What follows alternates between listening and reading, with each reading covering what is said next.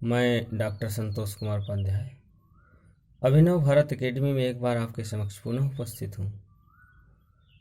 आज मैं अंतर्राष्ट्रीय राजनीति के उसी क्रम को आगे बढ़ाते हुए दीतांत पर संकट और नया शीत युद्ध, क्योंकि सन 1979 से दीतांत पर संकट के बादल मंडराने लगे।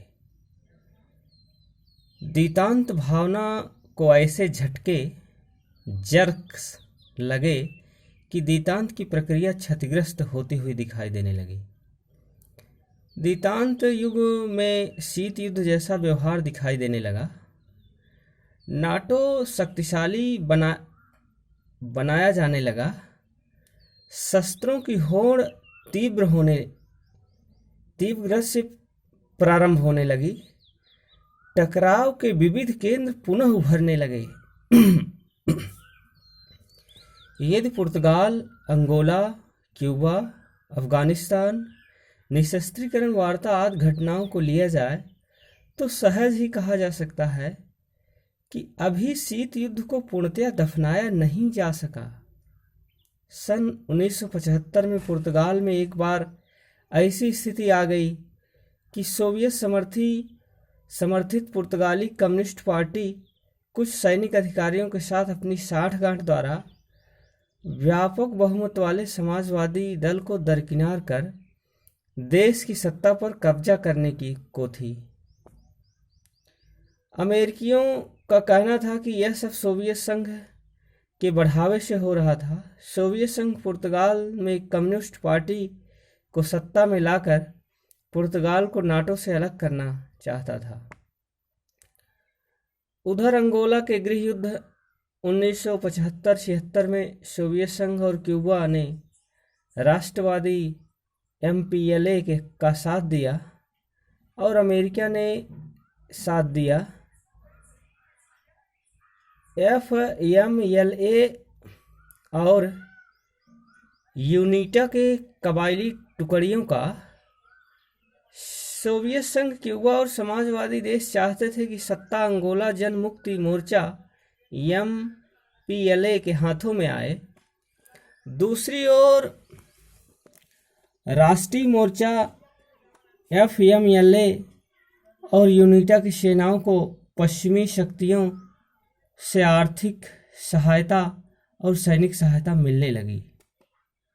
केवल अंगोला की समस्या ने ही दीतांत में गतिरोध उत्पन्न नहीं किया, बल्कि ओगादान प्रदेश के लिए इथियोपिया और सोमालिया में संघर्ष और जायरे में रूस और क्यूबा के हस्तक्षेप ने हिंद महासागर में डियागो गार्सिया और अमेरिका के नौसैनिक अड्डों की स्थापना ने दीतांत को गंभीर धक्का पहुंचाया।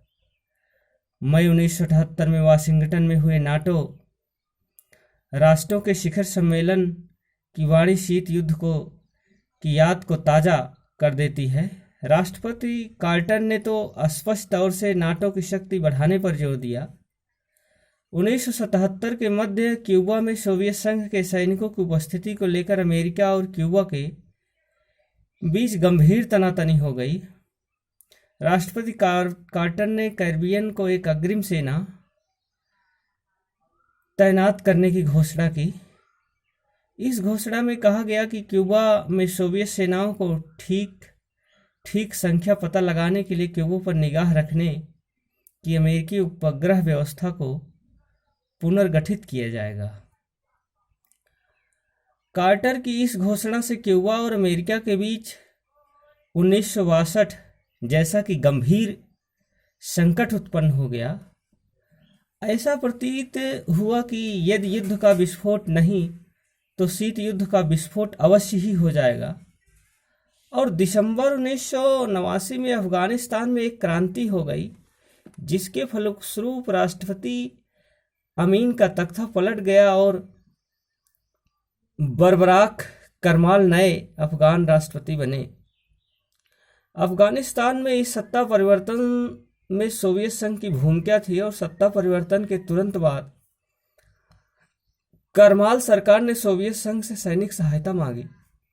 जैसे ही अफगानिस्तान में सोवियत सेना पहुंची, राष्ट्रपति कार्टर ने इसका प्रबल विरोध किया और शीत युद्ध के उग्र रूप धारण कर लिया। अमेरिका ने पाकिस्तान को सोवियत खतरे का मुकाबला करने के लिए $20 करोड़ के हथियार देने की घोषणा की। राष्ट्रपति कार्टर ने अमेरिकी कांग्रेस के साल्ट ड्यूटी पर बहस रुकवा दी। उन्होंने सोवियत संघ को अनाज देने और आधुनिक तकनीक की जानकारी देने के अपने फैसले को बदल दिया। शीत युद्ध की पुनः प्रबलता का वास्तविक परिचय जुलाई 1980 में उस समय के अनेक देशों के वास्तविक रूप से बहिष्कार किया। डॉक्टर वेद प्रताप वैदिक लिखते हैं कि अफगान संकट ने नए शीत युद्ध को जन्म दिया। दोनों महाशक्तियों के बीच चल रही शस्त्र परिसीमन साल्ट II वार्ता भंग हो गई। पश्चिमी राष्ट्रों ने सोवियत संघ पर अनेक आर्थिक और राजनीतिक प्रतिबंध लगाने की कोशिश की। अमेरिका ने खाड़ी के देशों, हिंद महासागर तथा पाकिस्तान में अपनी सैनिक उपस्थिति को बढ़ाना शुरू कर दिया। तीव्रगामी सेना के पहले से तैयार कार्यक्रम में तेजी आ गई। यूरोपीय सरकारें अपने राष्ट्रों की सुरक्षा के लिए अधुनातन परमाणु प्रक्षेपास्त्र को नए पैमाने पर लगवाने के लिए अधीर हो उठी।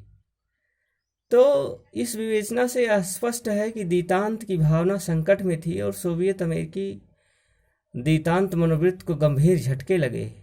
हेलंस की भावना लुप्त होने लगी और शस्त्रों की होड़ भी शुरू हो गई। किंतु फिर भी यह कहना पड़ेगा कि दोनों महाशक्तियों ने धैर्य और संयम से काम लिया। इराक ईरान युद्ध में भी किसी ने प्रत्यक्षतः भाग नहीं लिया। 40 राष्ट्रों के जनेवा निशस्त्रीकरण सम्मेलन में मतभेदों के बावजूद दोनों में संवाद जारी रहा। इस तरह दोनों पक्षों के बीच युद्ध की संभावनाएं समाप्त हो चुकी थी। इस वीडियो के साथ यहीं तक आज। धन्यवाद।